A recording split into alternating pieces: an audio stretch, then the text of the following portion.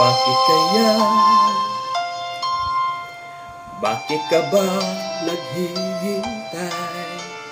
Nahimukin pa, pilitin ka ng tadhana. Alam mo na kung bakit ka nagkaganyan. Lumutang ka, nasasayang ang luha mo, at ibubulong yung puso. Natutulog ba ang Diyos? Natutulog ba?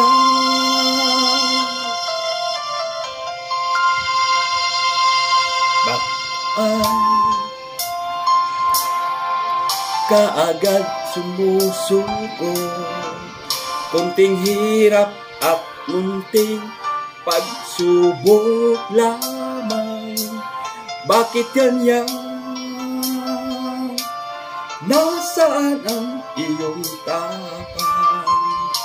Naduduwag, nawawala ng pag-asa, at inisip na tutulog pa. Natutulog ba ang Diyos? Natutulog ba?